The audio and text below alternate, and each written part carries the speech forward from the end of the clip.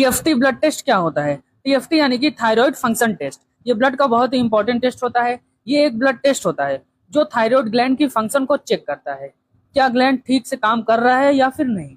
ये 3 main hormone को check करता है, जिसमें हमारा T3 ट्रियोडोथायरोनिन, T4 थायरोक्सिन और TSH यानी कि थायराइड स्टिमुलेटिंग हार्मोन को चेक करता है। इसमें एक एक के बारे में समझेंगे। सबसे पहले हमारा T3, ये क्या होता है? ये एक एक्टिव थायराइड हार्मोन होता है जो कि बॉडी के मेटाबॉलिज्म को कंट्रोल करता है। हाइपर या फिर हाइपो में, दोनों में एबनॉर्मल हो सकता है, हाइपरथायरॉयडिज्म और हाइपोथायरॉयडिज्म में। फिर उसके बाद है हमारा T4, ये क्या होता है? ये थायराइड ग्लैंड के द्वारा बनाए जाने वाला मेजर हार्मोन होता है। ठीक है, ये ज्यादा बनता है। ये बॉडी के टेम्परेचर, एनर्जी लेवल और वेट कंट्रोल में रोल प्ले करता है। फिर उसके बाद होता है हमारा TSH hormone, thyroid stimulating hormone. ये ब्रेन से आता है, यानी कि हमारे पिट्यूटरी ग्लैंड से। ये थायराइड को सिग्नल देता है हार्मोन बनाने के लिए। ठीक है, हाइपरथायरॉयडिज्म और हाइपोथायरॉयडिज्म क्या होता है? देखिए, हाइपोथायरॉयडिज्म में क्या होता है? TSH का लेवल हाई होता है और T3 और T4 का लेवल डाउन होता है, मतलब कम होता है।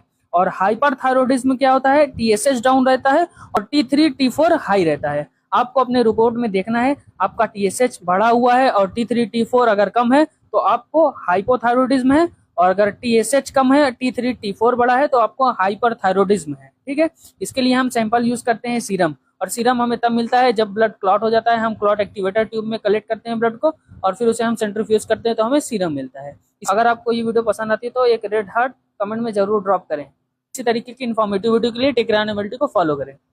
टीएफटी ब्लड टेस्ट क्या होता है? टीएफटी यानी कि थायराइड फंक्शन टेस्ट। ये ब्लड का बहुत ही इंपॉर्टेंट टेस्ट होता है। ये एक ब्लड टेस्ट होता है जो थायराइड ग्लैंड की फंक्शन को चेक करता है, क्या ग्लैंड ठीक से काम कर रहा है या फिर नहीं। ये 3 मेन हार्मोन को चेक करता है, जिसमें हमारा T3 ट्रियोडोथायरोनिन, T4 थायरोक्सिन और TSH यानी कि थायराइड स्टिमुलेटिंग हार्मोन को चेक करता है।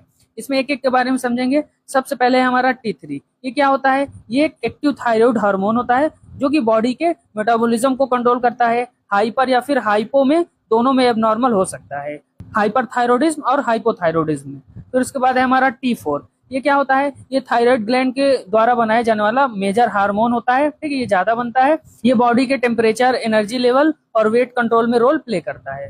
फिर उसके बाद होता है हमारा TSH hormone, thyroid stimulating hormone. ये ब्रेन से आता है, यानी कि हमारे पिट्यूटरी ग्लैंड से। ये थायराइड को सिग्नल देता है हार्मोन बनाने के लिए। ठीक है, हाइपरथायरॉयडिज्म और हाइपोथायरॉयडिज्म क्या होता है?